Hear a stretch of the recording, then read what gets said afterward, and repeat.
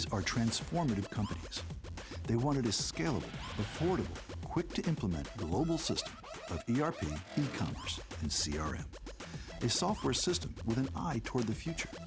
A software system that can only come from the world's #1 cloud ERP, NetSuite. Tomorrow's best businesses with NetSuite today.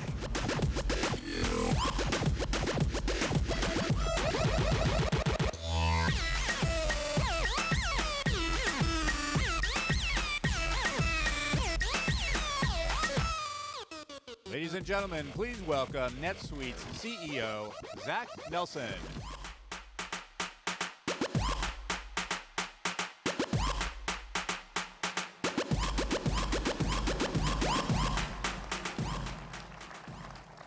Thank you all very much. Now, the only thing more exciting than an electrical outage is our safe harbor statement. And so we're not just talking about the past here today, we're going to talk about the present, and of course we talk about the future. There's no guarantee what I talk about today is going to come true. It has historically, but for those of you that are investors, read our filings, look for other sources of data besides what I'm about to tell you today, but we have some great things today about the future, certainly for our customers and our partners, and so we'll get right into it. So let me first of all properly welcome you to SuiteWorld 2014. We have over 6,500 people here, and this is always just such a great week, I think, for everyone involved. Certainly from an employee perspective at NetSuite, there's an enormous amount of work, obviously, that goes into this, and there's more work than ever as the crowd has grown to 6,500. We've got a couple hundred sessions. We've got great entertainment on Wednesday night with Aloe Black. We have great new things certainly out and about. We have the Suite stuff, Suite store with all of our customers. Great items. I've got my packed socks on here, in fact. I grabbed them on my way in. Golf balls I'm grabbing on my way out. The Suite store where I don't have to steal a pillow this year. I can actually go buy one. So I won't have to report that in our filings either as sort of a non-cash compensation item. But at the end of the day, after all of this work by our internal employees, exhausting job of the logistics and the content, I can't tell you how inspired we are coming out of this to work harder, to make the products better, and all of your input's enormously important. And so we're so glad that you took the time to join us this week. We have customers, amazingly, so part of the 6,500 is obviously customers from around the world. And I'm sure when Evan and the team started the company, they never imagined we'd have companies in Egypt, Sierra Leone, Sri Lanka, Jamaica. NetSuite is used all over the planet. These are all people that are here today from all of these countries from around the world. It's just amazing to see. And finally, our partners. 70% of all NetSuite implementations today are done including ISV products, third-party products built on top of the Suite Cloud platform. Many of them are here today. It's great to see some of our longer-term partners, folks like Dell Boomi, SPS Commerce, whole host of software products built on the platform. New partners, companies like FieldAware, a leader in field service applications, iCharts, visualization, Actian, data integration. So more than 100 partners out in the partner pavilion for you to look at and see how they can augment your solution. On the services side, of course, we've always believed having an army of NetSuite experts in the market was going to be very important to us and obviously very important to our customer success. And over the years, we've built up, and really, our partners have really built up incredible skills and expertise on the NetSuite product. And NetSuite's strategy with channel partners has been very different than how we've worked with other implementation partners in the sense of we've always asked our partners to go out and engage with the customers on their own. We don't pass them leads. They go and leverage their expertise to make great solutions for you. So it's a very different model, but it also means that the partners have become experts in NetSuite. And you look at 40% of our new business sales today are going through partners, and these partners span the gamut. You've met many of them. Many of you use them, from the Accentures at the high end, who we have a great partnership with, Deloitte, Capgemini, the large systems integrators, folks like McGladrey, Eide Bailly, others. And then, the ones that are nearest and dearest to my heart are some of the folks that were the real pioneers when we started this, and we started to get beg the channel, really, to come and support NetSuite. You'd have folks like Lohmiller Associates, who was really a big win for us back in 2003, 2004. Big Sage partner, and they saw the future was the cloud as well. They moved everything to Sage, to NetSuite, have built an incredible business, and today they've announced they've merged with 360 Cloud Solutions. So you've got 2 5-star partners becoming, I think we're going to call it a 10-star partner now. So to see this evolution of our channel, both from an ISV standpoint, from an implementation standpoint, is incredible, and the power of it certainly you see as you look out on the exhibitor floor. So I'd like to thank all the partners for their dedication and support of NetSuite. So you know, amazingly, we've been at this for 15 years now. I haven't been at this for 15 years, but Evan's been at this for 15 years when he started the first cloud company with these other 3 guys back in 1998. You know, the historical significance of this picture, it was started above a liquor store and next to a hair salon. And these guys clearly, they don't need the hair salon part. But amazingly, and the early employees of NetSuite were jammed into this little office. I think Jim McGeever was in there. I think Mei Lee was in that little office above the liquor store and next to the hair salon. But their big idea is still the big idea that drives us today, now 15 years later. And after they introduced the first cloud product, and here was the news release from 1999 about the first cloud product, it's basically the same strategy we've been executing on today, and that is building a system, delivering it online that enables you to run a business. And so what I'm going to talk today about in more detail is what's changing in the world of business. And there are many things changing in your worlds. The greatest thing about my job, I love business, and I get to see what 20,000 companies, governments, and organizations, what their business strategy is, the challenges they're facing in the new world, and how NetSuite can help them solve those problems. And I'll go into more detail on this later, but there's the biggest thing that I've seen changing across your organizations, and many of you are starting to see this as well, is that the clean lines between what a company used to be and what it is today are beginning to blur very significantly. You used to be a retailer, or a distributor, or a manufacturer, or a software company, or a services company, and now all of those companies have all of the problems of the other companies. Product companies are becoming services companies, and services companies are becoming product companies. And we all have to live on this thing called the cloud. Our customers are expecting us to engage with them based on any device that they're on, this whole omni-channel world. So this is causing a fundamental restructuring of how you have to run your business, and we think we've built the enabling platform in NetSuite to respond to all those changes. But it started back in 1999 with the architecture that the team created there and the basic concept of building a system to run a business, which was really the big idea, and of course delivering it over the cloud. So I'm sure Evan thought this was going to happen in 1998. Take you back, what happened in the last year. 2004, we did $17.1 million in revenue, and this year we're targeted to do about $544 million in revenue. So that strategy is certainly working in terms of how we're growing. Profitability, if you take out, oh, can you go back one? I got too excited. I love profitability. People don't think I do, but that thing, I'm like, wow, look at that, profitability, $20 million. You take out all of our stock option expense, the acquisition costs, and really look at the operating basis of the business. We've doubled profitability in the last 4 years. And so that's a good clip. The other thing that you should take away from this is the great thing about what we're doing with the rest of the money we're not dropping to the bottom line is investing in the products and services that you all use to make your business better. So that's a wonderful thing.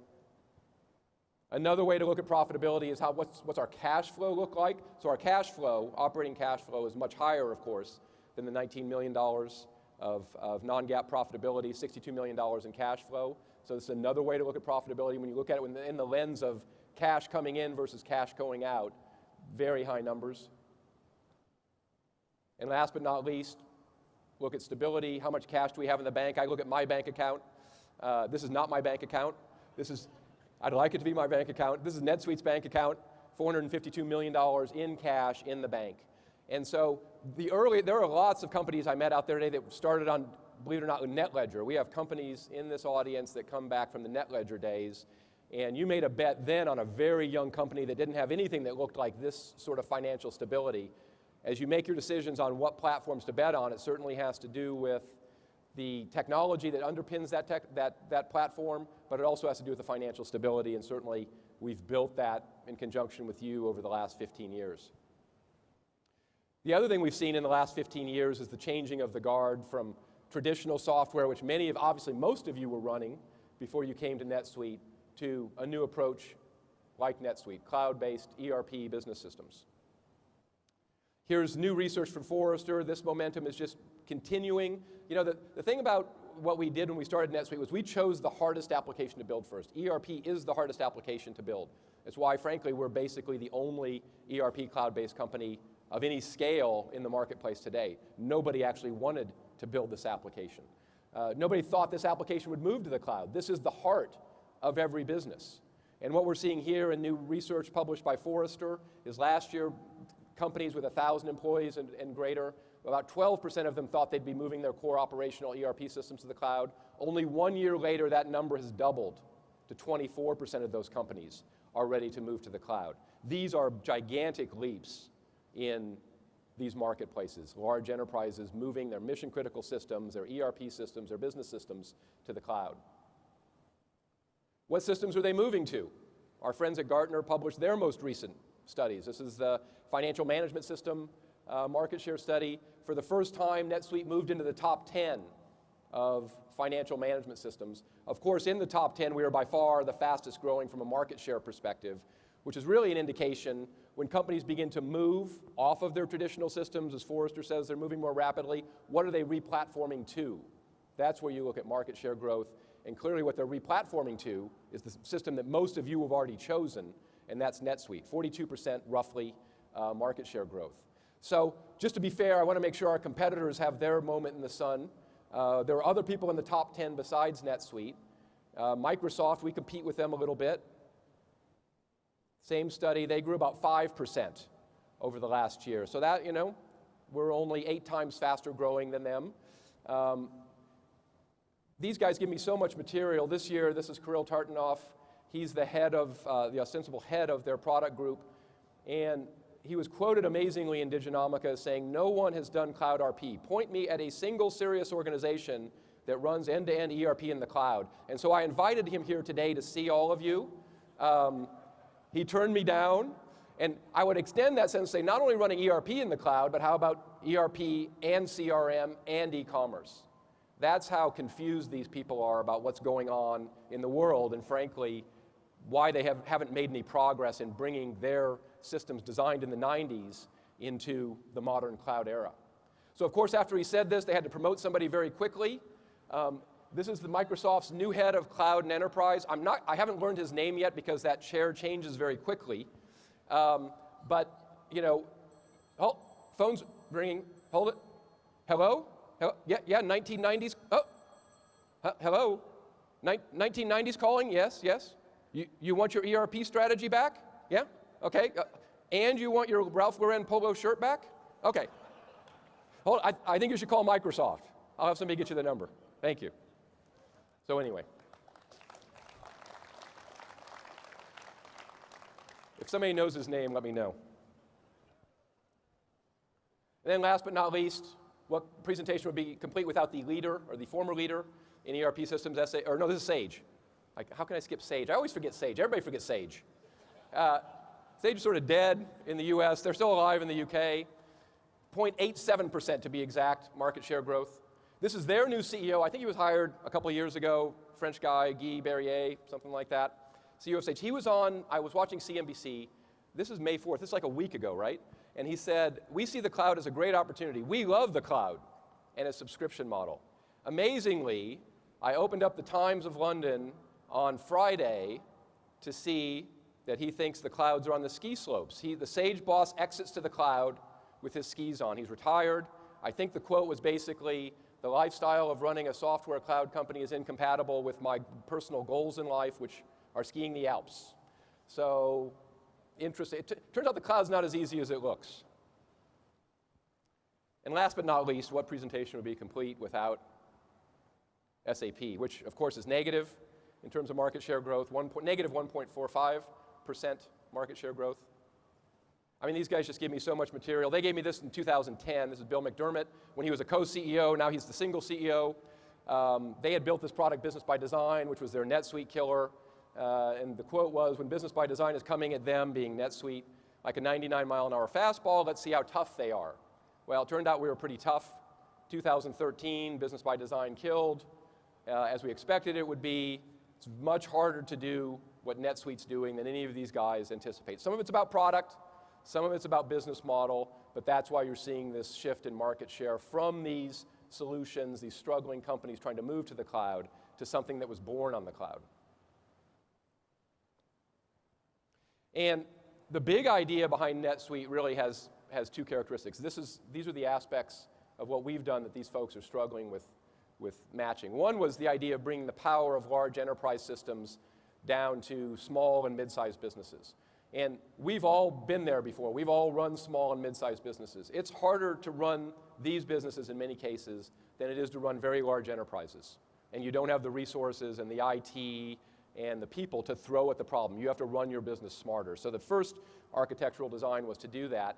Over the last 5 years, we've also brought now the agility of the system, the ability to move quickly, the ability to implement quickly, the ability to experiment with your business model quickly, the ability to change your business system as your business changes to large enterprises.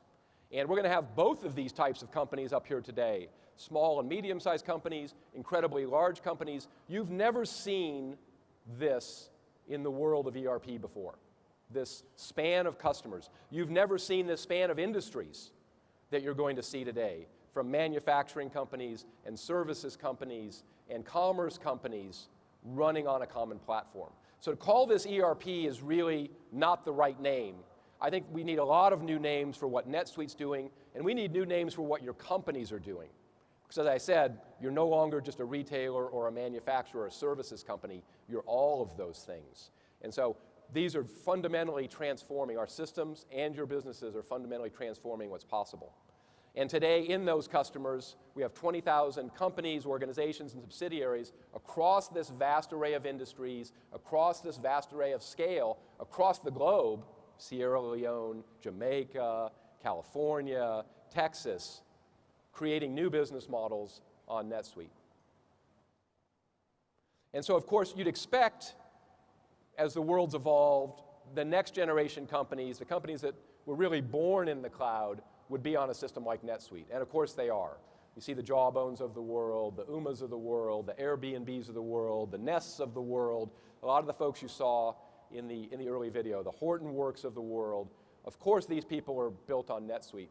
What's very cool is now the companies that were born 20, 30, 40 years ago are realizing they have to move to NetSuite. And that's because, from my vantage point, looking at everything that you're doing, everything that's going on in our customer base, is when you used to talk about being a cloud company, you usually were talking about a technology company like a NetSuite or like a Box or like a Dropbox.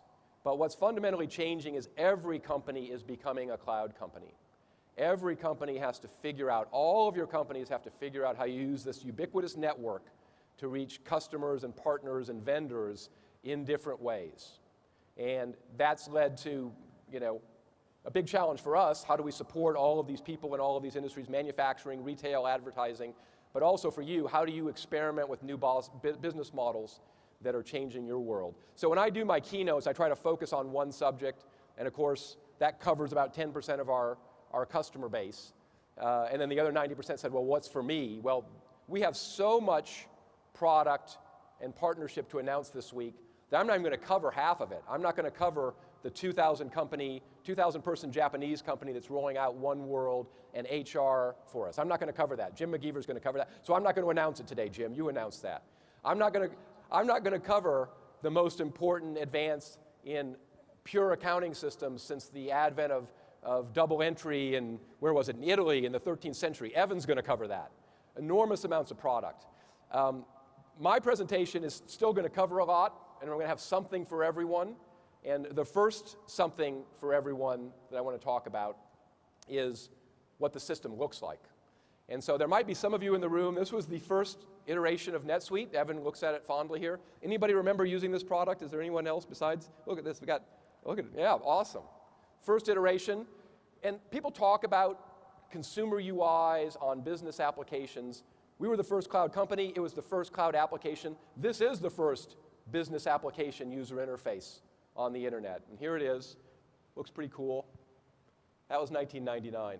In 2001, we rolled out the suite concept, and with that came business dashboards. So now suddenly your system wasn't just an operational system, it was a business intelligence system. You don't have to add, you can add BI tools, and we're certainly going to show some new BI tools. But operational business intelligence built into the system, not in 2015, built in 2001. And I can remember the many, many press articles around the world talking about our dashboards. This was an incredible breakthrough in UI technology. 2002, we built a system to run a business. Big challenge in that. Most people, when they build an application, have one user type that they're addressing. Maybe an accountant, maybe a Salesforce user, maybe a website designer. In the case of NetSuite, we built a system to run a business. So we have every possible user type logging into NetSuite. An accountant, a warehouse manager, e-commerce manager, sales manager, services manager. Big challenge, how do you make the system morph? How do you present different UI and different functionality based on role? We invented role-based dashboards in 2002, a first. 2006, the first application, web-based application to implement Ajax. And in fact, we implemented it before it was called Ajax. That's how early we implemented this. We also included things like inline editing, the ability to turn your browser not into a viewing portal, but actually into a workspace. So incredible new UI innovation in 2006. And then finally, in 2008, we applied all of this to multi-company, multi-currency in the OneWorld product. Not just looking at a single company, but how about looking at your company around the globe, multiple languages, multiple currencies, big innovation. And of course, in the last year, we've implemented, not on this screen, is the mobile client. The first application that literally allows you to run your business in the palm of your hand. So incredible UI innovation. We spent the last 3 years now completely re-architecting our user interface. And I talked a lot about our customers and the things you're doing. I really shouldn't call you customers. You're really partners in the development of our application. And one of the seminal moments when I joined NetSuite was I was sitting with Evan in a meeting. This would have been in 2002. We were having a staff meeting talking about a product feature. I think it was work in progress, which we have now, by the way. It was work in progress, and Evan turned to this guy that was the head of product management and said, "What do you think?" And I'm like, "Hold it. Stop this meeting." You know, at Oracle, the developers decided what to build. They were product managers, but they just kept a list. The developers just built whatever they want. And I'm like, "Evan, you're out of the kernel group in Oracle. What are you doing asking a product manager what he thinks?" And Evan said, "Well, Zach, in database technology, there's only 10 people in the world that know what should go into the next database. In applications, the customer's input is actually very important. And we need that customer input. And so everything we've done, obviously we do that with an eye to how we can most broadly address all of you, but everything that you're going to see today was really based on partnerships with many of your peers in this audience today, the first of which is our new user interface. And so today we're introducing our new frontier in UI, built with incredible input from all of you, new flat design paradigm, leveraging HTML5, responsive dashboards. So everything you're going to be seeing, Evan's going to do a much deeper dive on the technology of the new user interface. But certainly everything you're going to see in my presentation will be the new UI. Of course, change is always disruptive. I know when Microsoft changes my Outlook, I kind of go nuts trying to find stuff. But we've had incredible response to this. I think it'll be adopted very quickly and very happily by all of your users. So exciting new UI technology for something. So there's a little bit of something for everyone, certainly. That's rolling out with the 14.2 release coming in June.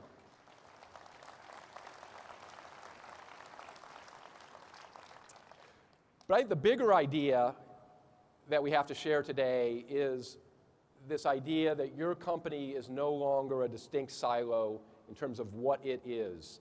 And you all feel this. There are incredible pressures in your business model, new competitors coming in, new business ideas that are forcing you to rethink how you do business. So I think, well, I'm going to talk about a lot of items. I'm going to talk about commerce today. I'm going to talk about things for product-based companies. And I'm going to talk about new technology for services-based companies.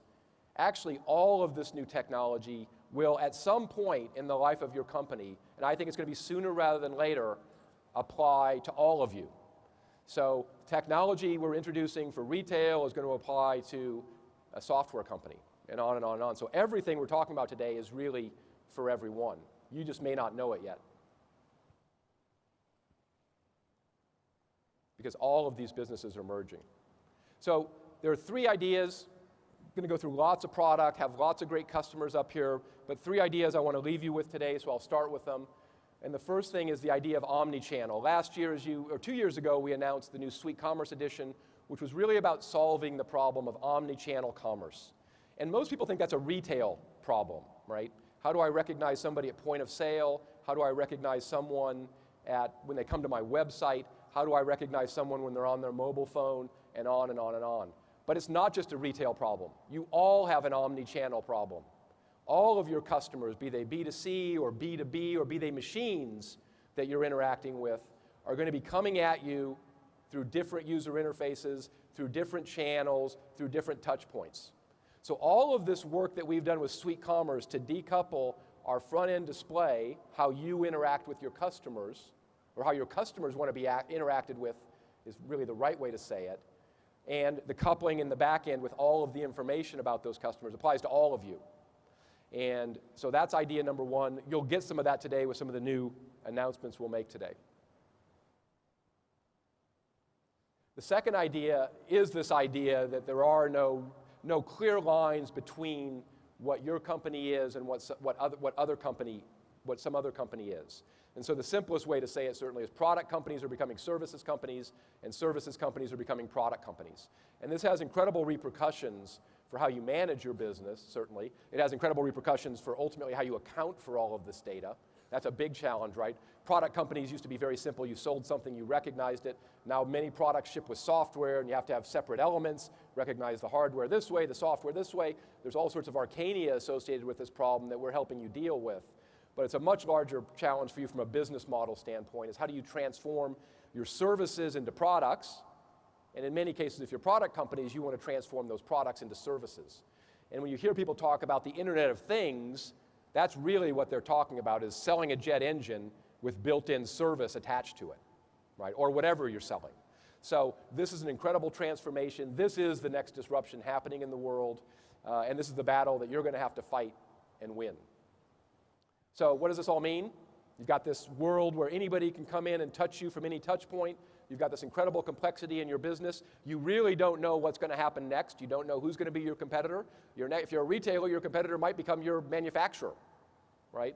So you have to figure out a strategy how to future-proof your business, and we think an important piece of that is having a flexible, future-proof business system that you can experiment with, try new things with, and not take a year to do it. I was talking to a media publishing company this week, and they were talking about trying to do some innovative new business model activities. It took them a year to test the systems to enable that new business idea. Believe me, by the time they implement that new business idea, they're dead. And so many of you have already made this change. I think you're on the platform of the future. It's called NetSuite. And those companies that are stuck on SAP, that are stuck on Infor, that are stuck on these ancient systems and continue to feed the beast are only falling farther behind, because they're putting money in there to make the software vendor's business. They're not putting money in there to make their business better. And that's what this future-proofing is all about, is how can you rapidly prototype and roll out new business models as your business has changed. So those are the big three ideas of my presentation. We're going to talk about those in chunks today. So the net is new business models require new business systems, new business approaches. They obviously require new business models. It's your job to figure out your new business model. It's our job to give you a system that you can enable that business model on. And so the first thing that we did, certainly, is we looked at the problem of building a system to run a business and not knowing how every business runs, is we looked at the old way of how software was traditionally structured. And it was really structured in two big blobs. One was called CRM, which was really what the sales guys did, and one was called ERP, which was really what everybody else did. And CRM typically had three components. I found a lead, I turned it into somebody who might buy something, and then I forecasted that opportunity. Now, there's other things that happen around it, but that's basically the core functionality. You have to generate the leads, so their marketing systems, and you have to monitor the customers, their social systems. But really what you're doing in a traditional, what people call CRM systems, what most of you call CRM systems, is lead opportunity forecast. When they turn into a customer, you turn to the ERP system, you create an order, and then you fulfill that order, you ship them a product, you deliver a service, and you account for that order. Well, we took a very different approach to this model, obviously. And just to let you know, even in the old model of CRM, we know CRM very deeply. 8 million support cases in NetSuite, 351 email campaigns generated out of NetSuite, 6.2 million opportunities forecast in NetSuite, 11 million leads captured. So we have lots of people using NetSuite for this sort of limited, narrow view of CRM. But I don't think, and I don't think any of you think, that's really what CRM is. CRM is not lead opportunity forecast, right? If you're a customer, what are some of your worst CRM experiences? They got my bill wrong. Last time I looked, Salesforce.com doesn't send out any bills, right? This is, all of you folks in finance, you have an enormous customer service role to play. Get your bill right. Call center, I called into the call center, they had no idea I was a customer, right? Or where the product was in shipping. Fragmented systems allowing zero visibility when you're actually at the point of contact on the phone with the customer. And hey, they couldn't tell me when my order was shipping. Well, hey, that's not in my lead opportunity forecast system. That's in some really arcane system. There's no way I could tell you that, right? So, but these are far more devastating CRM problems than lead opportunity forecast. So everybody needs to rethink, especially in the world of omni-channel, what CRM is all about. On the flip side, there are probably some good CRM experiences, obviously, that aren't coming out of a traditional CRM service, right? I called up, they gave me 2 free months service because of something, right? They could actually take action and create an order. I shopped online, I picked up in store. That's not a CRM system that I've seen before, right? That's a completely different approach to CRM.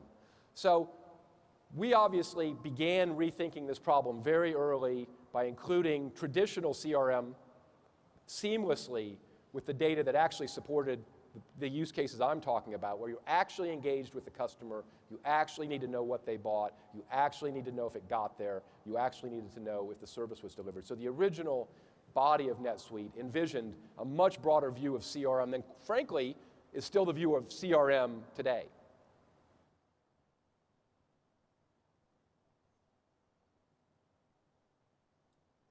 So in 2012, we took that a step farther because I believe commerce and the omni-channel commerce is the future of CRM. And I think you all believe it too, right? I mean, your most pleasant CRM experience has nothing to do with a sales system or in many cases a salesperson. It has to do with a great interaction with a machine in some cases. I went to iTunes, I bought a cool product, I didn't have to call support.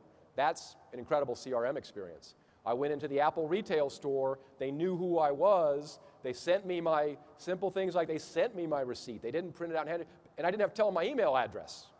These are incredible CRM experiences, and these are not what CRM systems are designed to do. This is a business problem. At the core of this, CRM is everybody's problem, and the only way to solve the problem is to have everybody in your company looking at the same data. And so a big step in this was what we did in 2012 with the rollout of SuiteCommerce, particularly around the omni-channel CRM problem. And so again, I think omni-channel applies to all of you, but it really applies today in a big way. It's being transformed in retail, where you have this B2C world of people wanting to shop at your store, give you a call on the call center, and also obviously encounter you online through many devices. The challenge faced in this world is because this has evolved organically, every one of these channels is a separate set of infrastructure. So guess what? You'll never be able to know what's happening in store when you have a separate call center system and a separate e-commerce system, which is what most of the planet has. And so the strange thing about omni-channel is to be able to support customers regardless of where you encounter them across, name your channel. There are so many channels you can't predict what the next touch point is going to be. You have to have a common back end.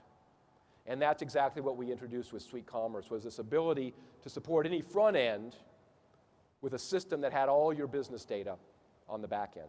That was the idea of SuiteCommerce Advanced, rolled out in 2012. And oh, by the way, you want to do this around the world, right? You want to be able to do it in any location you have, in any currency you have, in any tax system you have. Try doing that on multiple systems. You'll never put Humpty Dumpty back together again. So leveraging the power of one world is a part of that architecture. And then the back end of this, which I'm going to talk about in a bit more, why not have the same experience with this other side of the supply chain, not the consumer side, but the supplier side with manufacturers and suppliers through that same system. Some great examples of that coming up here in a bit. So Case in point, Williams-Sonoma, we had them up here, was it I guess it was 2 years ago, rolling out, doing exactly this. But I mean, with incredible complexity. 4 brands, Pottery Barn Kids, Williams-Sonoma, West Elm, 3 channels, call center, point of sale, website, 1 system, 10 months, right? And now they've just extended it to the UK as well. Same system, 10 months, as well as managing all the back end. So this omni-channel CRM machine is real today and being used by some of the world's largest companies and some of the world's smallest companies. Second big problem in this omni world, it's not just about omni-channel. If you're a B2C company, your B2B is going to be important to you. Right? If you're a B2B company, I was talking to Dynacraft actually. Dynacraft is one of our great customers. They sell millions and millions of bikes through Walmart and large big box companies. They use SPS Commerce to connect to Walmart and all of that, so the connected supply chain is there. But now they want to have a B2C site as well. So it goes both ways. If you're a B2B company, you're going to do B2C. If you're a B2C company, you're going to do B2B. So what are you going to do? Build a whole separate set of infrastructure for that? It's the same products. It's just a different transaction type, right? And so the other thing that we envisioned and certainly did, we've done this for years, frankly, is a single system that supports omni-business model as well. And there's $7.2 trillion of wholesale sales that are going to, this is a much bigger market in many ways than the B2C market.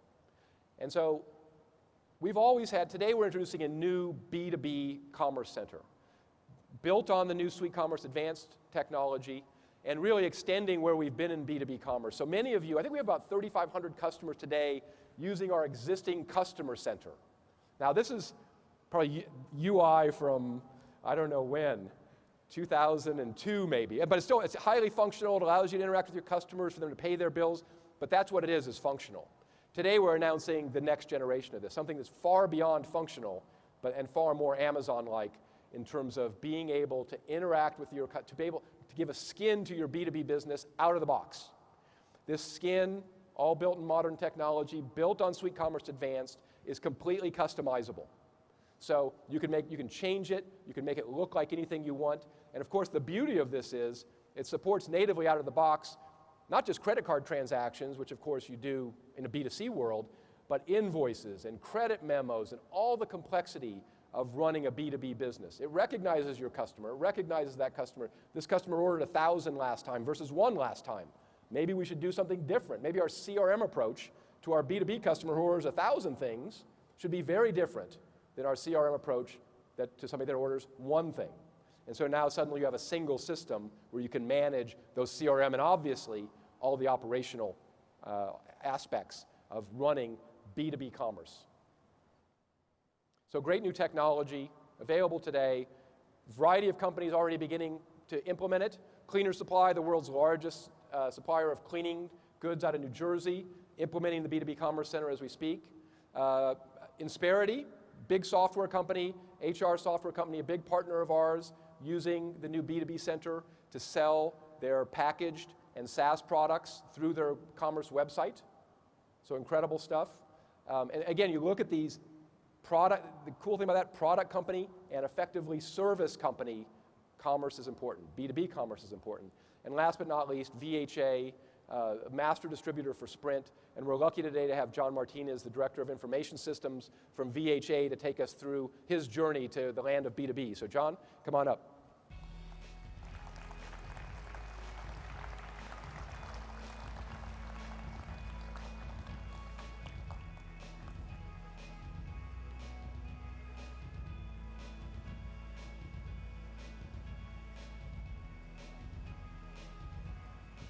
Morning, Zach. Good to see you. Sorry about that long walk. You know, I just got this Fitbit, so I've tried to make everything longer so I get my 10,000 steps in. So Fitbit's a customer, by the way. I hope they're here somewhere.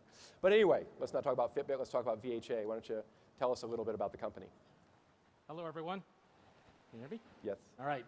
VHA is the largest master agent for Sprint prepaid, the group, which is basically a prepaid mobile industry. Last year, we shipped a little more than 1.3 million handsets to Boost Mobile, Virgin Mobile retails around the nation. Cool. And so, I spent a lot of time today talking about sort of business model challenges, business model opportunities that every company in here has to respond to. Maybe you can talk a little bit about, as you've been at VHA, what are the pressures that you're feeling you need to respond to in the marketplace? We're pressured by many different competitors and really bringing value to the small retailer throughout the nation in this particular space with the prepaid cellular market. So our interest is trying to figure out how to make our customers more effective, our dealers more profitable, so that helps overall industry, especially in our space. So as you've looked at your resources to do that, salespeople, services people, what are some of your challenges in addressing those? The challenge with that is for us is we have calls coming in for orders. We had an internal sales team. We were order takers, non-value added process. So we really wanted to turn that internal group into an account management group, internal account management group. And we set forth what I would call a very targeted, strategic focus to move a good portion of our transaction business online.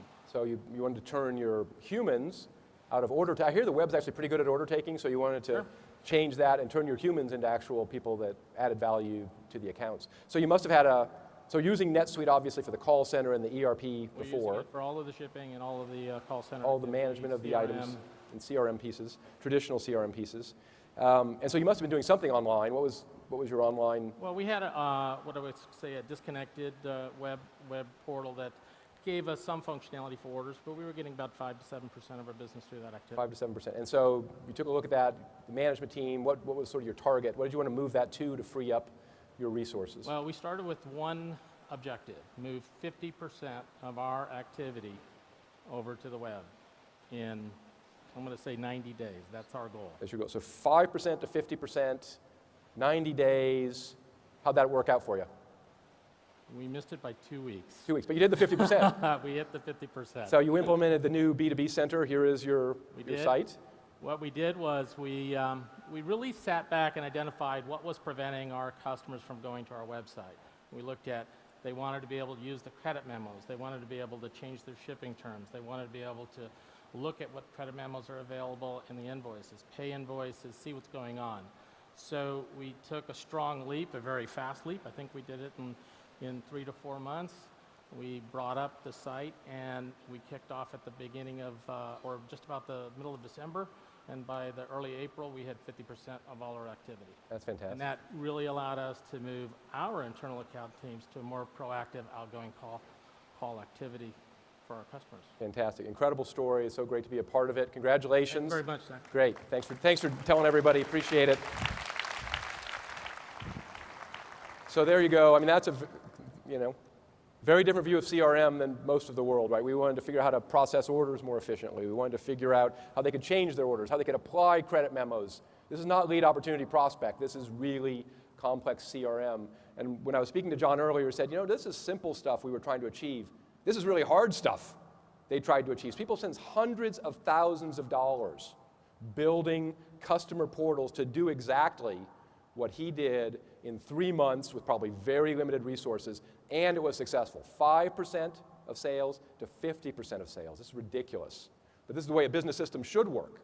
This is exactly what I'm talking about in terms of future-proofing your business in the sense of they didn't know this was possible in NetSuite. 3 months later, mission accomplished, on to the next mission. So really excited to be a part of these and many of the other stories on the B2B commerce side.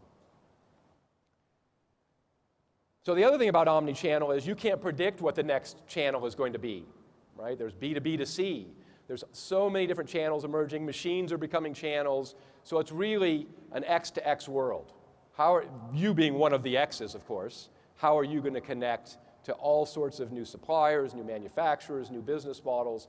That's the real challenge of omni-channel that goes well beyond retail. And if you look at government, for example, government's another area that needs to be transformed. This was an article I found, this is April 24th, implemented a new purchasing system for the San Diego government, and that new software is usually supposed to automate things and make things go faster. The new system that they implemented, which shall remain nameless, has tripled the workload of their former purchasing people. This does not sound like an Amazon.com-like web experience to me. I know SAP is doing a lot of stuff in the cloud, but this does not sound like it's it. right? So this should not be in the modern world of software. And so I think one of the X to X's I'm most excited to announce is an X to X we never really envisioned when we announced Suite Commerce Advanced. We couldn't even think this big, but our customers envisioned it, and our partners envisioned it.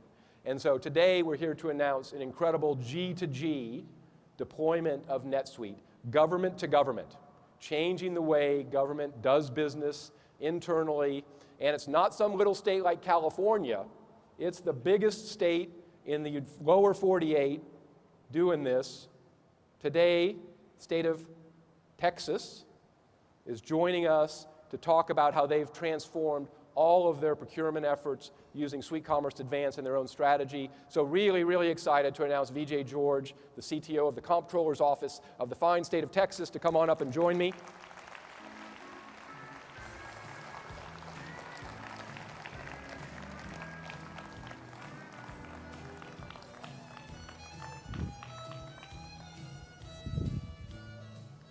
Vijay, great to see you. Now that was, of course, all my exes live in Texas, and so I'm sure Jerry Brown was actually going to sing it. Texas was just once again voted the most business-friendly state in the union, and of course, last was California, so congratulations. So a lot of ex-businesses are headquartered. We have a great office in your city of Austin, so I'm really honored to have you here today, excited about what we're doing together. Happy to be here. And so maybe, governments are big, and so maybe tell us about the Comptroller's Office and how it's structured. Okay. The Comptroller's Office is the financial arm for the state government for Texas. So as an enterprise, it's a $100 billion organization as far as the financials for the system goes. So we do everything from popular things like collect taxes to account for all of the money spent by the states and where they're spending it. And one of the divisions we have is procurement. So Texas Procurement Support Services has the charge of creating contracts that can be leveraged by other agencies as well as local entities within the state. That's great. And so you've had a vision for a long time at the state of Texas on how you wanted to transform your procurement to all of those agencies, $17 billion of spend or whatever in total going through procurement. Maybe you can talk a little bit about what you envisioned when you embarked on transforming the procurement process. So several years ago, in 2008, 2009, we had the idea of trying to create a Amazon-like experience for our customers. So the procurement agents, when they go to the Texas Marketplace, which Texas Smart Buy, that's what that is, they can pick the products they need, put it into a shopping cart, and be able to order it. That was the idea. The original idea was probably a little ahead of where the technology at the time allowed us to do. So you did a version 1.0 That's implementation of this starting when? Starting in 2008, 2009, and we really got it going in 2010. So it was a long implementation. And what was your approach with the technologies of the late 2000s? Well, it was, we had to find products that we acquired, fit it together, got implementation partners that helped to finance and implement a lot of the technology behind it. And because it was more of a, not just the commerce side, but also had to back end integrate with the ERP systems, there was a lot of glue underneath the hood to make it work. So it was a classic multi-system, on-premise approach to trying to build this Amazon.com-like experience for your thousands of users. It was, and it was very hard to maintain because of the fact that one piece of software having to be upgraded impacted others, and there was the user experience wasn't as great either because of so many lags between the different components in there. So that limited how much we could push this forward. But we did get a lot of traction with the initial go-around. So that vision was there, the vision was correct, but we kind of peaked out because of the usability aspects and some of the hardcore integration challenges in the back end and those kind of things. Right. Well, so you began to look at maybe re-architecting that system. I think one of the most thrilling part of this for me was the fact that before you embarked on the NetSuite implementation, you actually had to pass a bill to allow you to do this. So maybe talk about House Bill 3116.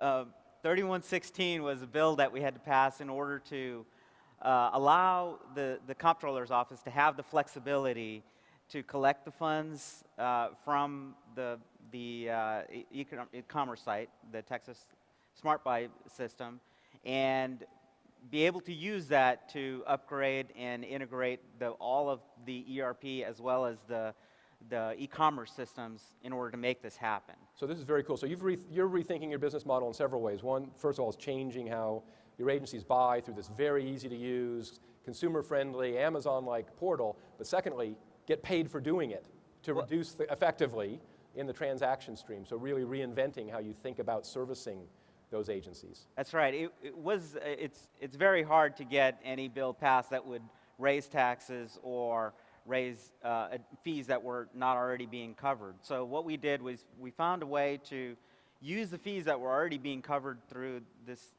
through the program, Texas Smart Buy, and be able to give us some flexibility so that we can use it to build a program, get the technology in place, upgrade the systems, and give our users as well as the marketplace participants a good system. Great. So we embarked on this. We rolled it out. We have you had your first rollout. Maybe talk. So this is the NetSuite-driven G2G system for Texas Smart Buy. Talk about your strategy for how you implemented it, how you rolled it out to start, and maybe what some of your future plans are.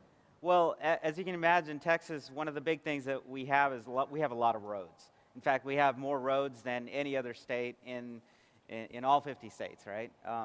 And we buy a lot of road aggregate. So you would think that's not a very complicated application, you're buying gravel. But there are 10,000 different types of road aggregate that you can get. And if you can imagine, the state of Texas is huge. And so you don't want, a company that's in El Paso to be delivering to Dallas, right? So you had all this complexity around how the road aggregate application in purchasing it, getting the right product, as well as delivery, because you don't deliver it to your office, right? You go, well, I want it at the intersection of this highway and this highway, or 3 miles into the construction of this new highway that we're putting in, deliver it, those kind of things. Right. So what we did was we picked the hardest application in the use case in many ways, so that we could prove out whether NetSuite or the product would be able to meet the challenge of what we were trying to envision with Smart Buy. That's cool. So you rolled it out to the Department of Transportation. It's not just a website that you buy stuff from, although you have a lot. I mean, it's amazing, 10,000 different item forms for, gravel and whatnot, right. But it tied together logistics so you could ship it from the right place. And so what was the response to the Department of Transportation? Oh, they're ecstatic about it. They have been very, very happy with the user experience. We've tried to eliminate a lot of their double entries so that we're trying to get it so that it integrates with their back-end ERP systems. We still have some work to do in there, but that's the idea, is eliminate a lot of the duplicate entries, a lot of corrections that they had to do from their ERP system back to their to our Smart Buy system. Those kind of things we're trying to eliminate and give them flexibility in how the delivery and the billing and all that works as well. Cool. So there's great Amazon-like UI for the user, lots of complexity masked effectively so they can do their job. So that's the front end. When you build these procurement systems, of course, there's an enormous back-end challenge as well, because you must have tons of suppliers. And so maybe talk a little bit about, you've extended the Amazon-like experience to the front end. These are also customers in effect, and how did you deal with the back end? That's right. So we have over 1,000 vendors that participate with the Smart Buy program, and it's with 800 contracts essentially is there. So we wanted to give them some ability to upload their catalog items. We have like 2.4 million catalog items in the system.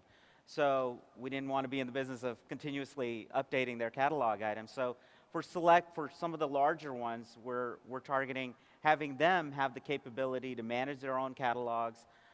So as pricing changes, they can upload it, go through a workflow so that TPAS, our procurement organization, can make sure they're complying with the terms and pricing standards that they've established, and then get it up on our website as soon as we can. Fantastic. And one of our partners, the New Office, built a great integration tool. That's the move notation up here to actually suck in all that data that you're not getting direct from some of your larger suppliers, updating catalogs, checking to make sure it applies, it's the right price for the right contract. Amazing complexity on the back end as well. Yeah, the New Office guys did a great job of understanding what we were trying to do and building with the tools that NetSuite was able to provide to accomplish a lot of the back-end pieces, as well as the billing and really a lot of the shipping complexity they created in their with their IP. Fantastic. So now transportation's done. Roll it out to the rest of the state of Texas. That's right. So the goal is for all the state agencies. So as a state, we have over 200 state agencies.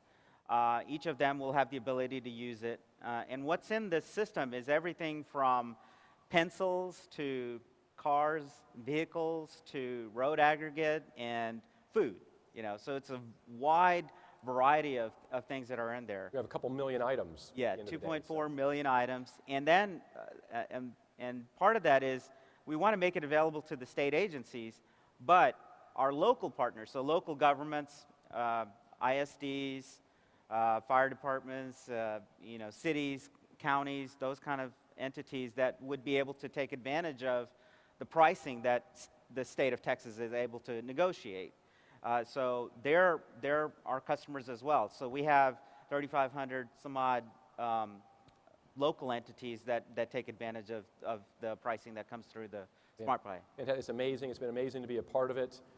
Incredible vision, completely new way to look at how you deliver your services to your customers. So thanks for making NetSuite a part of it, letting us, and great job. Incredible. Thank you.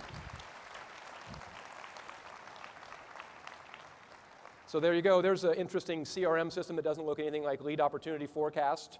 You know, from ordering road aggregate to supporting schools with an Amazon.com-like user interface to a whole variety. The other cool thing I think you have to take into context here as you think about your user base, imagine the different sophistications of the users of this system. You've got school teachers, you've got construction crews, you've got all of these different, it has to be as simple as Amazon.com to use, because these basically are consumers, but on the back end, incredible complexity, really rich CRM in the sense of ordering and billing and interfacing with procurement and suppliers. This is what real CRM looks like, and it's something that we never envisioned. That's how incredible the platform is, but you guys envision amazing things. To have it rolled out at the largest state as the first proof point of government to government is pretty darn cool. So obviously, don't get me started on this one. I'll keep going all day.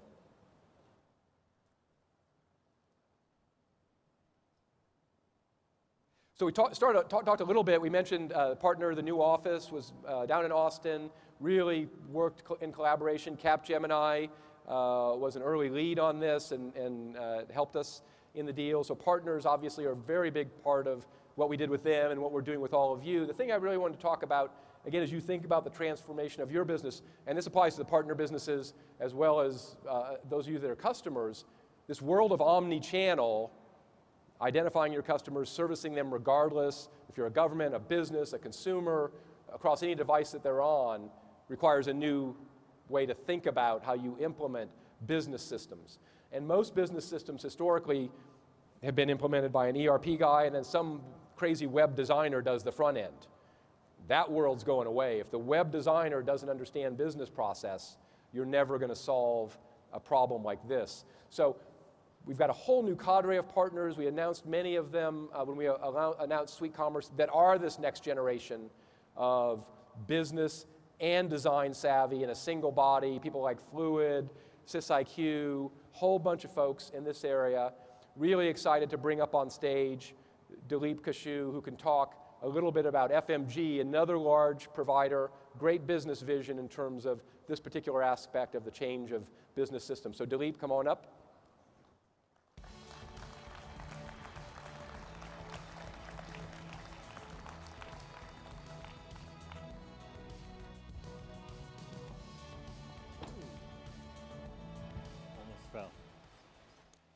Hey, you got the memo on the beard. Good, good.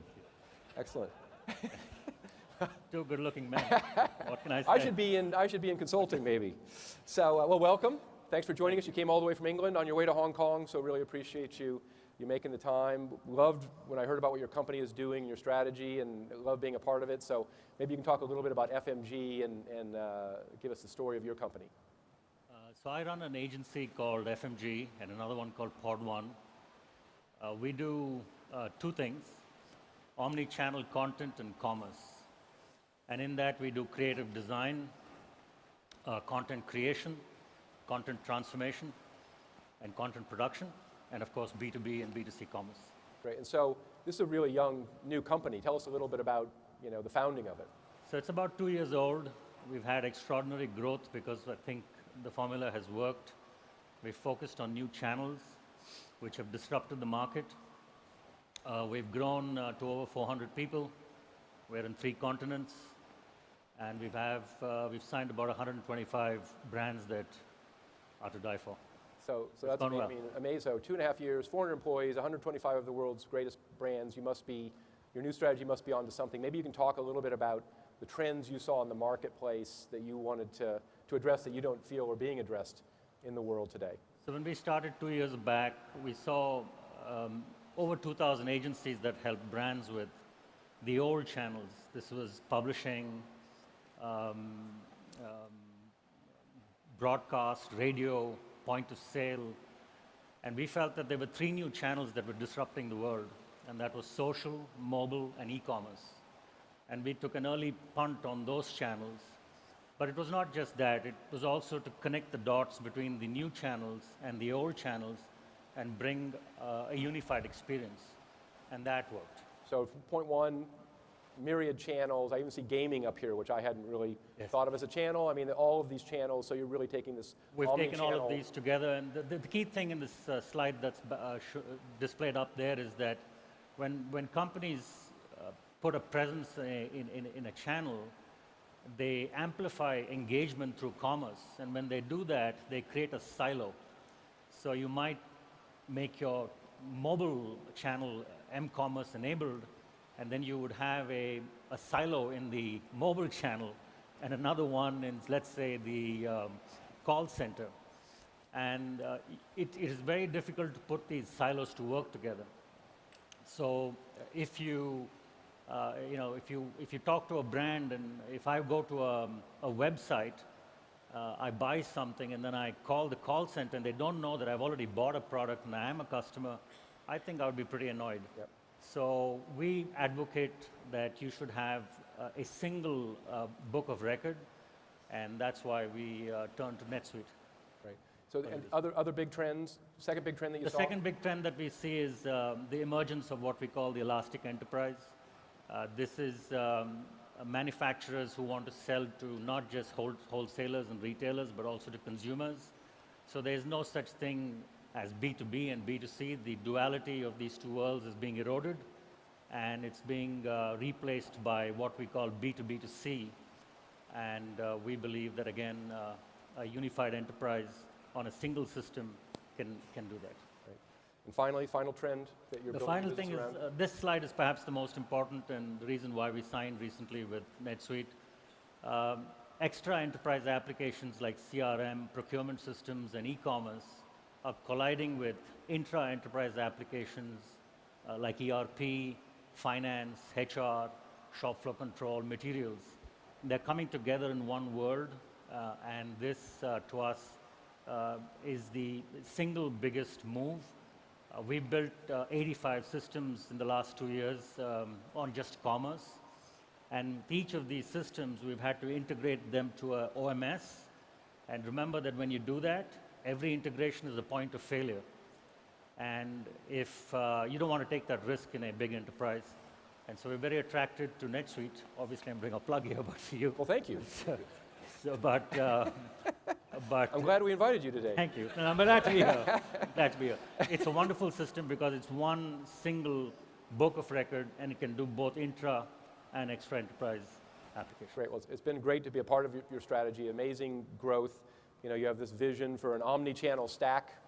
We were completely, and when I heard the story, I'm like, wow, this guy's doing my speech, but like a designer would. So this has been the person I've been looking for forever, because you are the next generation of systems development. As every company has this omni-channel problem, they've got to consolidate their back end and deal with it. So really honored to work with you on all of this. Thanks for including us in your business strategy, and thank you for making the time. Thank you.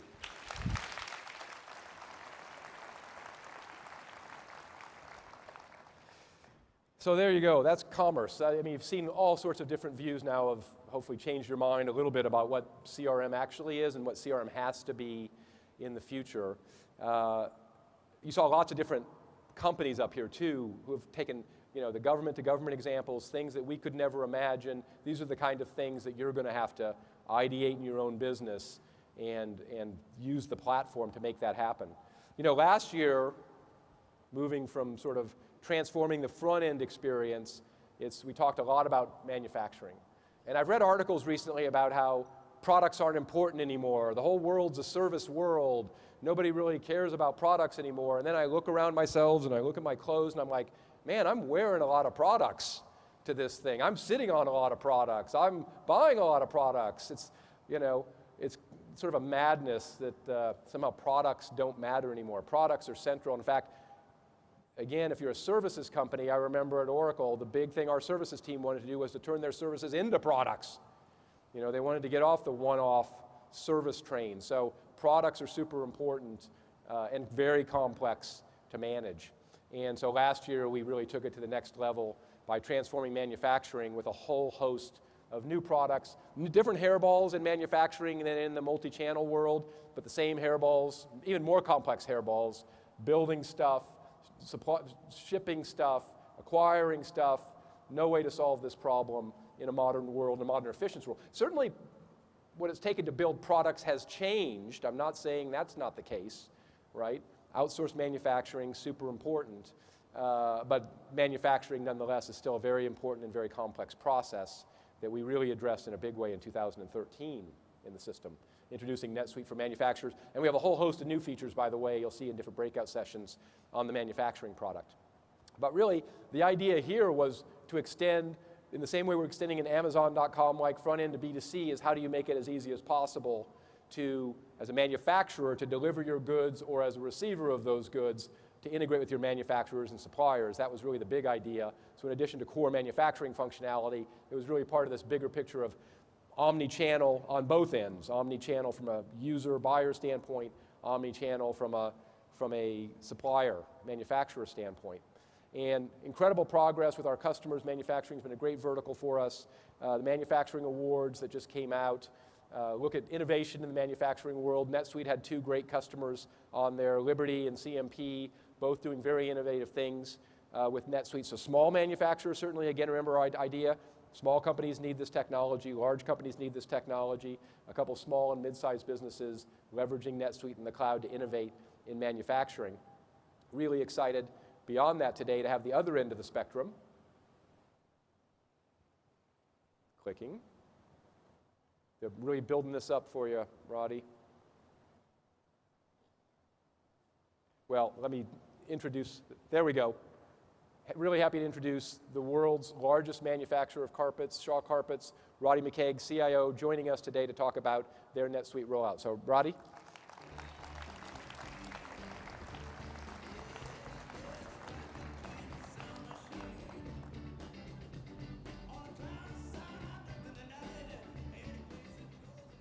Morning. Roddy, thanks for joining us, all the way from Georgia. All the way from Dalton, Georgia. Thank you. Really appreciate it. I mean, another great story. I just love to hear it. I can't stop hearing it, so we're going to hear it again today. Why don't you tell us, for those that don't know Shaw, why don't you give us a little background on the history of the company? Okay. Shaw has been a member of the Berkshire Hathaway family since 2001. We manufacture and sell products in all flooring categories to commercial, residential, institutional market. We also manufacture and sell artificial turf products. We have our athletic turf in several NFL stadiums, as well as many colleges and high schools around the country. We have over 23,000 associates in 170 locations, and last year we did $4.5 billion in sales.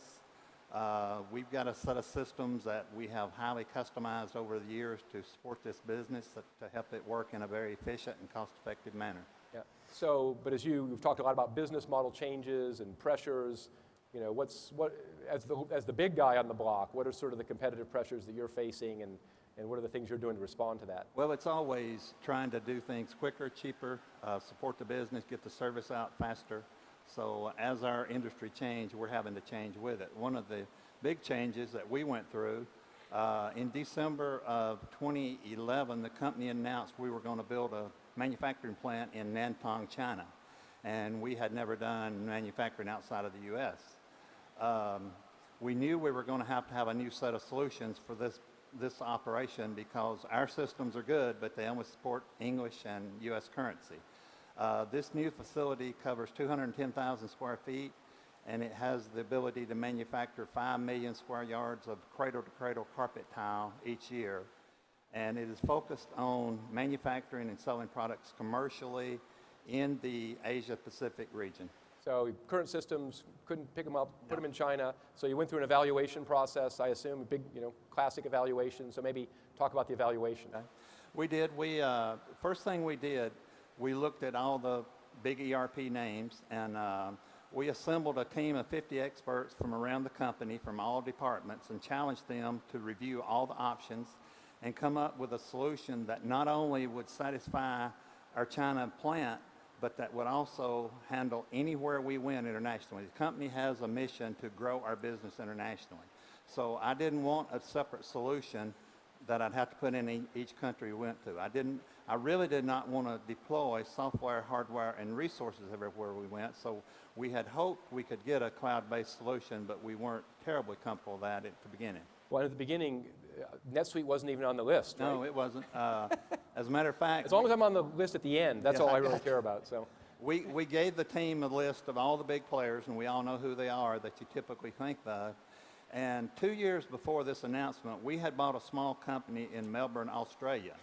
And when we made that acquisition, I called their management to see what kind of technology they were using and see if we needed to put our technology in or how we wanted to handle that. And they told me they were using a cloud-based ERP system that they were very pleased with. It did just about everything I needed to do.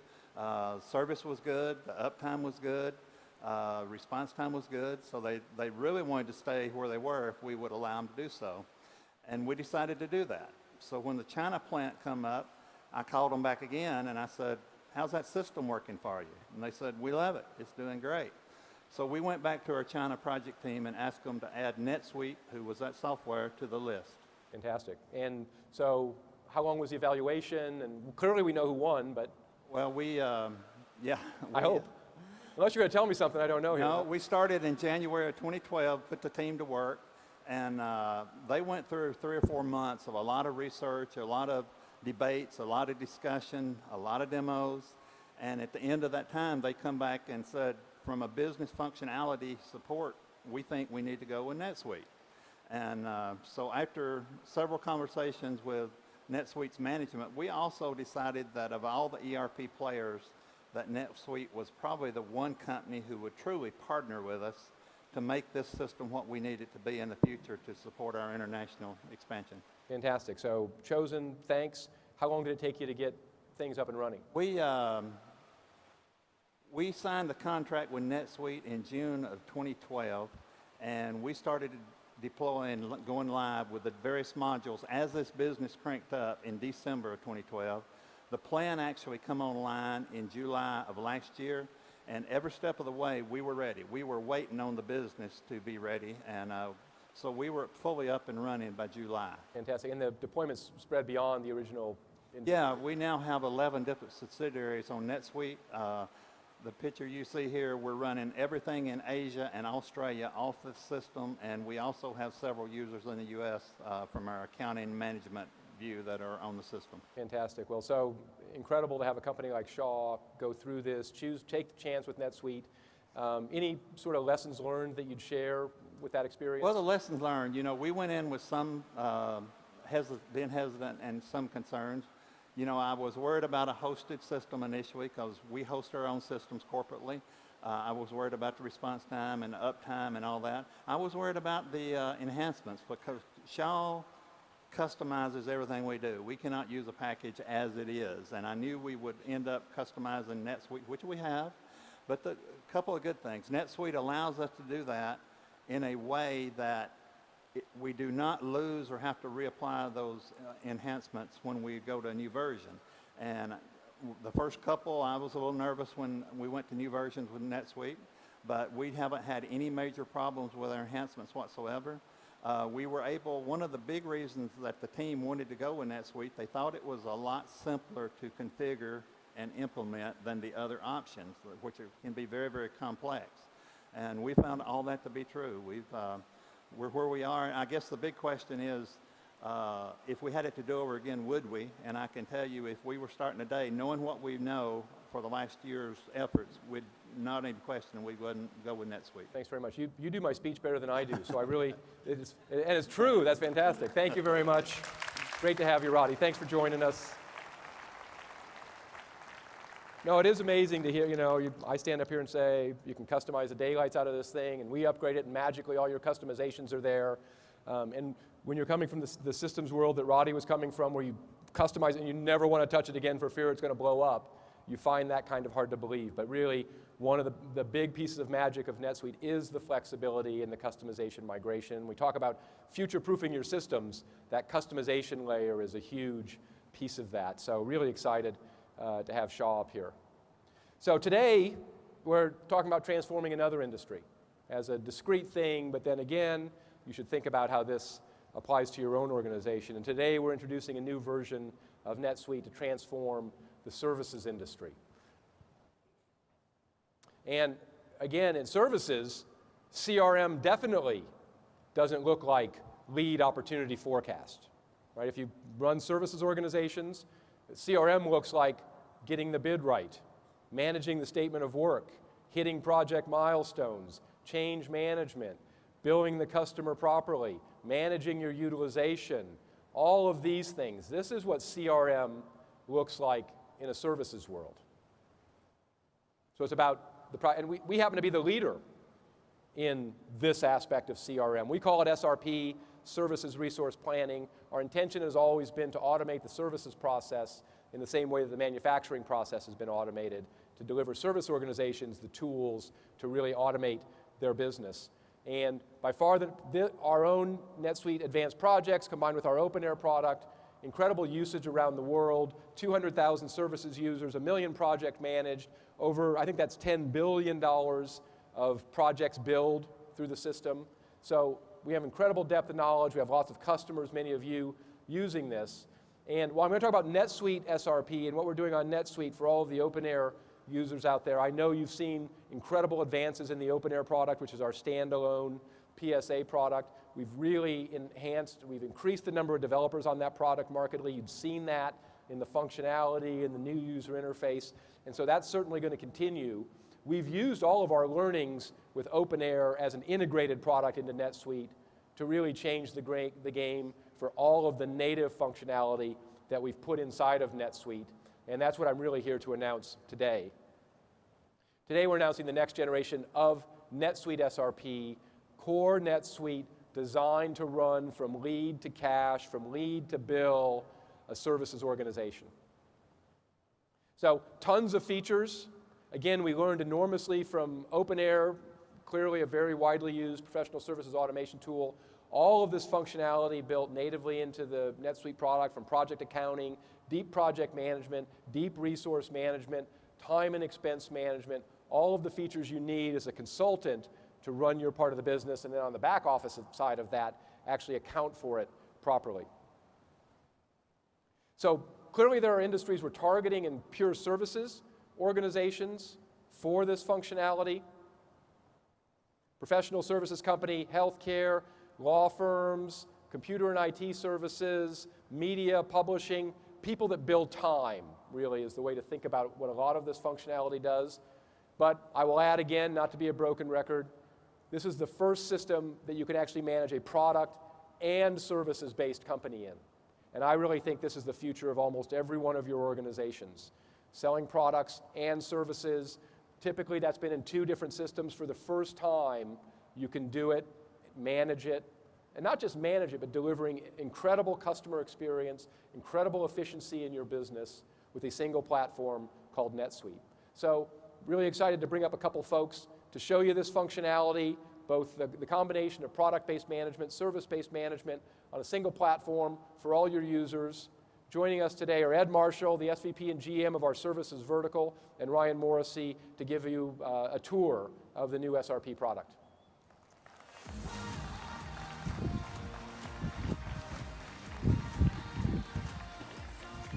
Thanks, Zach. Thanks a lot. All right, thanks everyone. I think we're ready to start our demonstration of the new SRP functionality.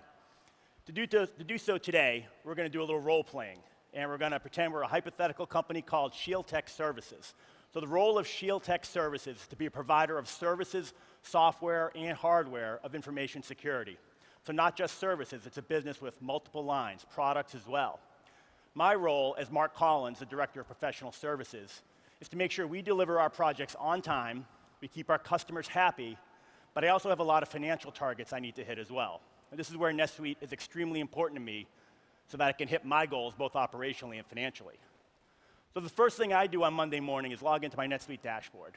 Here I see a mix of key performance indicators to help me run my business.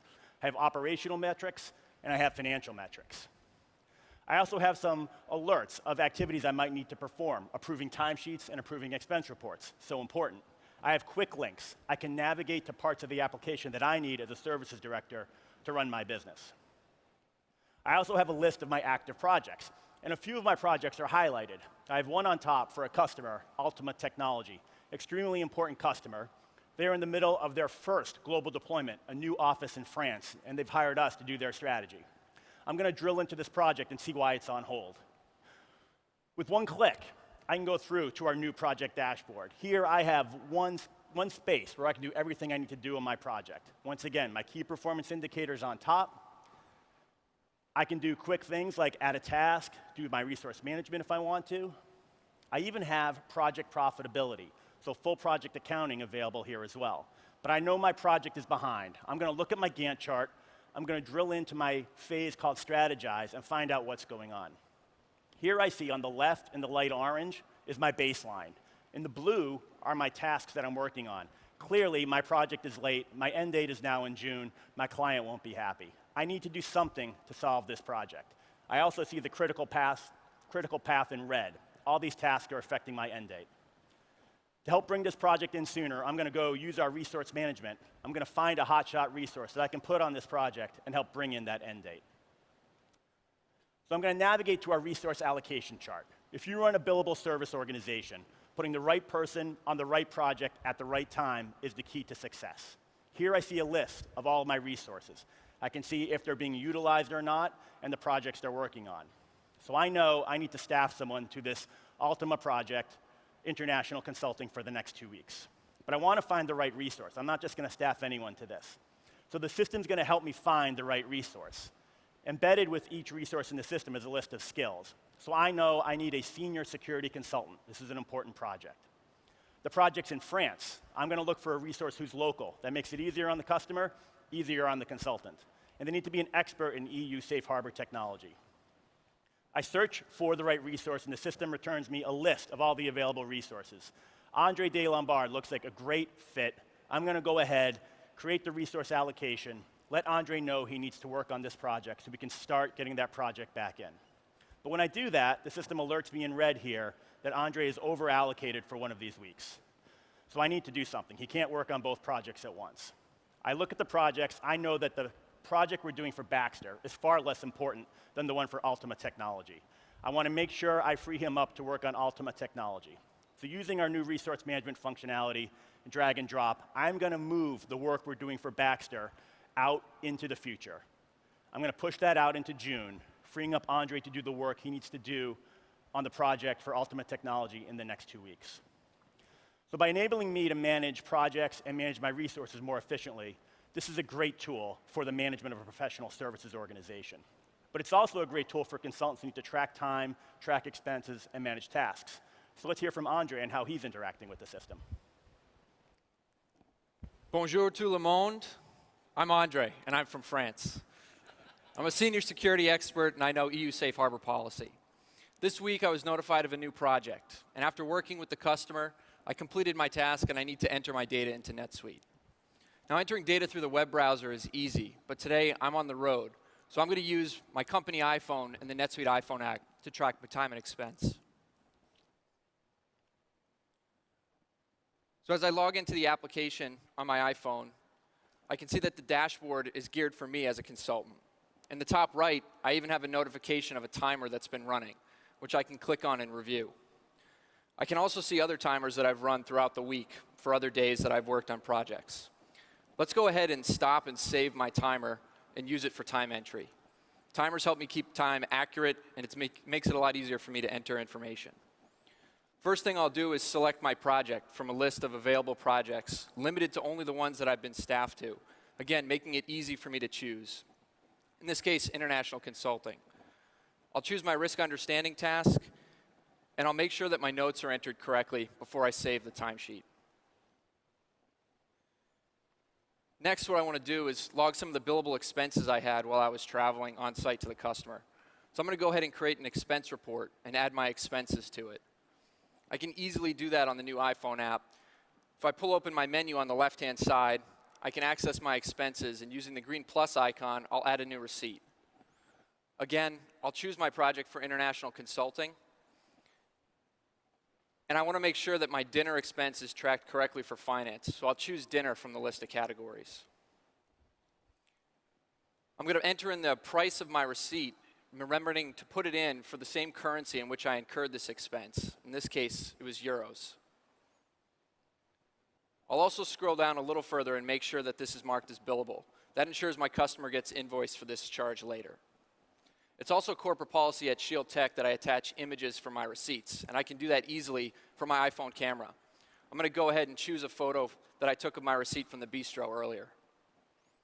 I'll go ahead and save this information and review it one last time before I submit it to my management team and allow that to go through the approval process and the billing process. Et voila. Quick, simple, intuitive, just what a consultant like me needs. So if you're running a billable services organization, getting your employees to track time and expense is never easy. But with this new NetSuite functionality, I find that our team has much more efficiency, and I can rely on them to get their time and expense into the product. So Andre's done his work. Let's take a look at our project plan. Sure enough, the end date has been brought back into May. The gap between the baseline and where our project is now is a lot better. So Andre has helped bring that project where it needs to be. So operationally, I've addressed my customer concern. But what has that done to me financially? I hadn't originally budgeted on having Andre do that work. So this is full project accounting linked to full project management. I'm going to drill into the project record and take a look at our budget. We have cost budgets and billing budgets in NetSuite. I can categorize them. I'm particularly focused right now on my labor budget for May, where I budgeted $6,000. But that was before I had Andre work on the project to help make sure I meet my end date. I'm pretty sure that budget is blown. Since this is all one system, I'm going to take a look at budgets versus actuals in real time. So here I see $6,000 was budgeted. Sure enough, we've gone over. And I can drill in to those actuals and find out that, yes, those timesheet entries that Andre just entered have hit my general ledger, job costing. This is causing the negative variance between my budget and what my actuals were. So I know I'm under budget on labor. What does that do to my profitability? I can look at my profitability report, keeping in mind that I have labor, but I also have products as well that I'm billing to my customers. When I look at my profitability report, sure enough, there is some bad news on the labor line. I have a negative profit margin. But on the supplier line, I have a positive profit margin, giving me an overall positive profit margin on my project. I'm curious as to what happens there. I can drill in to my supplier. I see that I've got a cost of $26.70, and I've billed over $5,000.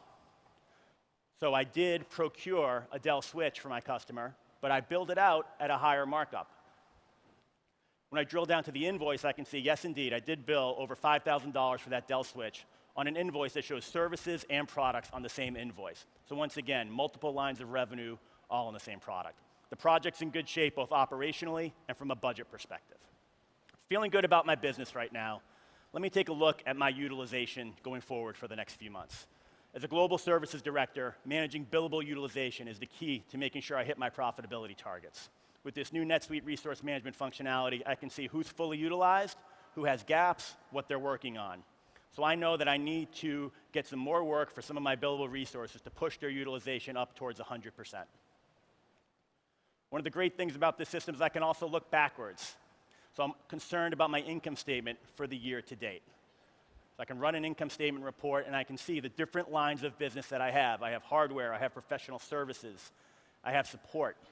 I'm running a global organization. This is a consolidated view. How do all of my regions look? So I'm going to break this down now and look by region. I want to see how my Americas are doing. I want to see how I'm doing in Asia Pacific. And I want to see how I'm doing in Europe. We were just talking about the project for Ultima. I have Europe on the mind. Let me drill in a little bit and see how we're doing in Europe as a standalone business. Because this is part of the One World offering integrated for SRP, I can see how EMEA is doing. I can focus on the professional services business, which is what I care about as part of our whole company. And it's in the local currency for our European entity. So by using NetSuite for us at Shield Tech Services, I can manage my services business. We also have a large product portfolio that we sell. And through this tool, our global operations are on one platform, enabling us to meet our operational goals and our financial goals all on one system. Thank you. Good job. Thanks a lot. Brian, bonjour. Great. Congratulations, Ed. Fantastic stuff. So that's incredible work by this team. This has really been a labor of the last 18 months in completely re-architecting the services product to do exactly what we've shown you. It's coming out of the box or off the web, completely functional. Sometimes, you know, when we release new products, we'll release a little bit of a feature here, a little bit of a feature there. We've released all the functionality, deep project management, deep project accounting, deep resource management, all at once. And you've seen the power of that, certainly from a services standpoint. You've seen the power of integrating products and services in a single world, not just from a delivery standpoint, but from how it's accounted. And of course, it's a global system. It's one world, multi-currency, all of the elements of one world applied to this business. So very excited about the release of this, particularly as the world moves from being siloed to everybody having to do everything. And so with that, we'd like to bring up our last speaker, great customer of ours, Alan Newman, CFO of YouGov.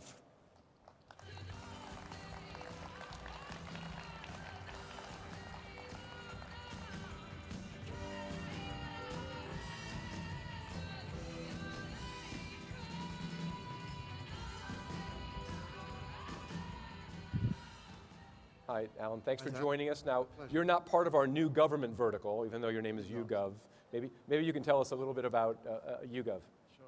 Zach, YouGov is a market research company. We're now number 25 in the world, so we're just in the Honor Michael top segment. And we started out in the UK in 2000, where we got a reputation for political polling, being the most accurate political pollster, using online methods. And that's our speciality, if you like, is that we've been the pioneers in using the internet to carry out market research, to find out what people think. Great. We aim to help our clients then to understand their brands, the world in which they operate, and understand what consumers. Great. So you do government polling, you also do business research, that the whole thing around the globe. Business research is the bulk of our business. That's 95% of our revenue. And so that world's changing, the world of lots of new opportunities to get consumer sentiment in a whole variety of ways. What are some of the things that you've been changing in your business model to address emerging opportunities and challenges?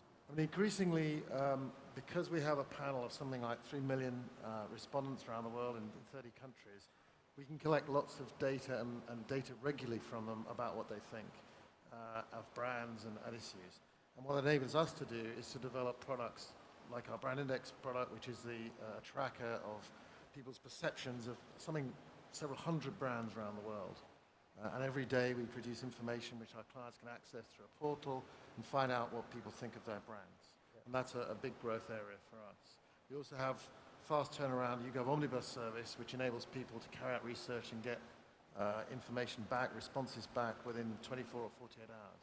So one of the great things, when you walked in here yesterday and we talked, and one of the things I said to you was, what are some of your big new initiatives? And you said something to the effect of, we're challenged because we're also selling products now in addition to services. And I'm like, this is perfect. So maybe you can talk about a little bit about the transformation of your business or how you're changing from service business to a product business and vice versa. Well, we are something like getting now 30% of our business is in the data products and services, and 70% is still project-based research, where a client commissions a piece of research, they want a specific thing designed for them, and we have to track the time, the costs, and in fact we also base our charges on what we think it's going to cost us to deliver. So to the demo that you've just seen, that sort of ability to understand a project and manage it is very important.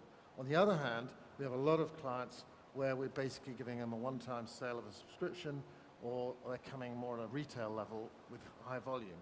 All of that has to be managed through one platform. And it is, in all respects, it's sales-led. We need to understand our different clients. We need to be able to look at them, understand the different sets of products and combination of services that we actually are both trying to sell to them and they actually are taking from us. Yeah, well, that's an interesting point in the sense of a lot of times I'll talk about the e-commerce piece and people will say, oh, I'm a services company, e-commerce doesn't really matter to me. Well, you're a services business. How do you view sort of the web front end in a services? Well, it's in many respects, it's already there in our business. We have a web front end for our panelists, so when they take our surveys, we're running our own version, if you like, of e-commerce. I think what is increasingly happening is that on the business side, people want information delivered to their desktop. They want to be able to make a relatively easy purchase. And I think that's what's coming for us. We need to be able to adapt to that. We need to be able to create quotes, supply them much more easily than the more traditional way of sending out an email and all the attachments that go with it. Well, we've been long customers together. You've actually been a big part of contributing with other customers into the SRP product and vision as an early user of the NetSuite advanced projects capability. Do you have any lessons learned for your peers out there, things that? Well, I go back to, you guys have been a customer, I think you said, since 2007. Firstly, one of the benefits for us is that I have a CFO one version of the truth, and I think that's really important, that we're running off an integrated data set. So a sale, a project, and accounting entries are all essentially reflecting the same thing. Looking ahead, I think and also we're an international business, we're relatively small, 500 staff around the world, but we're in many countries. And we can manage that through the solution we have with NetSuite because we can get a new country up and running fast. We bought a business in Asia Pacific beginning of this year, only a small business, but in Hong Kong, Shanghai, Singapore, 3 different countries. And they were on NetSuite and on our accounting system in 4 weeks. That's pretty fast. And that makes for a very much lower cost back office for us as well. That's great. Well, thank you so much. Look forward to continuing work with you on the SRP rollout for your services users, and thank you for all the input and support over the years. Thank you. Alan Newman, everyone. Thank you. So, fantastic. So that was a lot of information. I think the things that I certainly take away are just the breadth of the NetSuite customer base. You look at the companies we had on stage today, a government services company, design company, manufacturing company. Believe me, we could have had lots of software companies up here. Sorry for the software folks in the audience. We didn't have software companies. We just have so many companies. But what we're seeing across all of those is the major trends that are affecting them is omni-channel. You all have the omni-channel problem.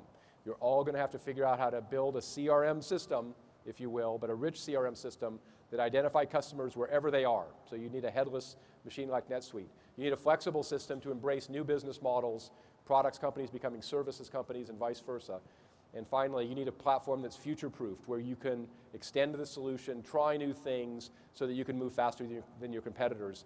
And we're really happy that you've bet on NetSuite, that you're ahead of the marketplace in doing that, and we look forward to getting more input from you over the week to make it even better for you. So thank you very much, and enjoy the rest of the week.